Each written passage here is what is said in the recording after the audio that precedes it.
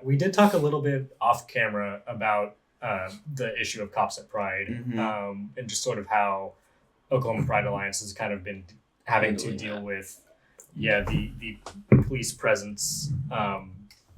Do you have anything to kind of weigh in on that about? Yeah. What's your let the stance be known. Let the speak. No cops at Pride.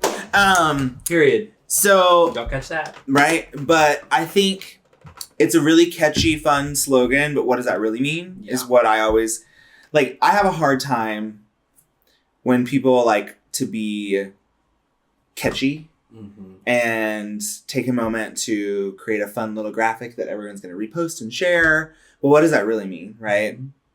What does the work of No Cops at Pride entail? Yeah, when it goes beyond the hashtag, what do you do? Because there are a lot of systems that create a window wide open for cops to be at Pride. And so that was kind of what we talked about the other day, was like, Oklahoma Pride Alliance has been like very adamant about, okay, we're going to use Stonewall security. It actually like upset Oklahoma City PD in the very beginning, so much to the point that they like really wanted to flex that they still have jurisdiction. And that's true. They still have jurisdiction because of the ways that our systems are set up in America, in Oklahoma City. And while we get the opportunity to work with Stonewall, which I love Stonewall and talking about Stonewall because they came up out of the Black Lives Matter movement, because a lot of the people who were involved in the founding of Stonewall looked around and like saw the violence of the police and like, well, what if we create another option? What if we work with people who understand like the problems with police, but our community still wants to be safe and all of that. So I think it's really cool what Stonewall is attempting to do. But again, when you organize any large event in any, I think it's different obviously per city, but specifically in Oklahoma City, like your local PD wants to know about it. And that I think that topic came up regarding like the No Kings protest, because they were a permitted protest. And like, of course, when you're permitted, like that puts your city on notice and you have to follow all these protocols and all of that. And so what does it look like for us to have the conversation to not have that be the reality? Because it takes a long time to change systems, you know? Because if they can just go above your consent. Absolutely. I mean, they have the authority to do whatever they want. What I mean, it's their jurisdiction and all of that. I mean, literally that first year, it was like, no, we're working with Stonewall, and what do? They set like a large armored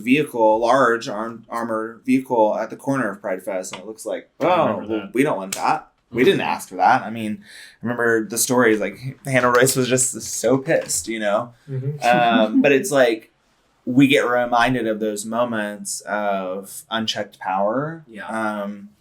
And so at opening ceremonies, James Cooper actually kind of talked about this a little bit, because he worked for a long time with some of the other council people to create like a community response to, if you call 911 and someone is having a mental health episode, they actually, I can't remember if it's like critical response team or it's crisis response.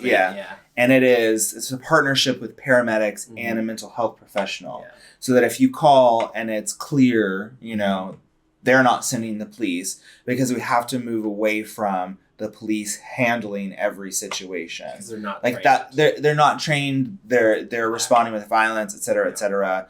And like, those are the steps we've got to start taking to understand how it's a whole centuries long system that is tangled up. It needs to evolve. It needs to evolve. It needs to be abolished. To some degree.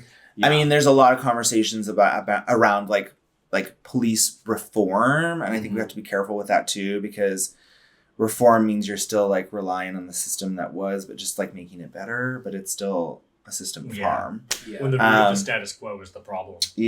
So it's a conversation that I've definitely had with council people, to be like, okay, well, when we're pulling permits, like, can we start thinking of a different process than like, PD need to be told, you know what I mean? Like there's just a group of people who can't get beyond like the police being the answer to everything. Yeah. 988 is the mental health crisis line.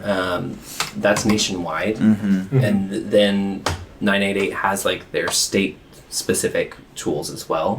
So they'll get you connected. And then there's a lot of, there's helplines for a lot of things. Granted, so we are working on alternatives for our community. Yeah. Slowly. The hard part is getting people that are able to like actually respond, because it's one thing to talk on the phone with somebody who's in crisis, but it's a whole nother thing to actually show up in person for them. Because, I mean, we're spending how much money on policing? Too much. How much money on policing? Too much.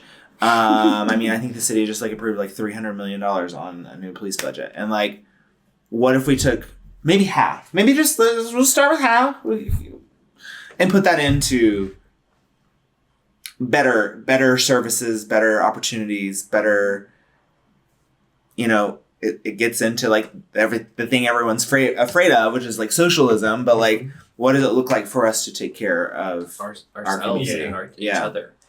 Because like sorry, go ahead, Ty. Oh, just the fact that like, when people hear like collectivist ideas, that the ideas that autonomy is immediately out the window. Yeah. But like those two things can coexist. Right. Two things can be true. Yeah, you can have your personal freedoms and mutual aid and support one another. Those two things don't have to be at odds. Because it's always consent based too. So it's like you only get the care if you want the care.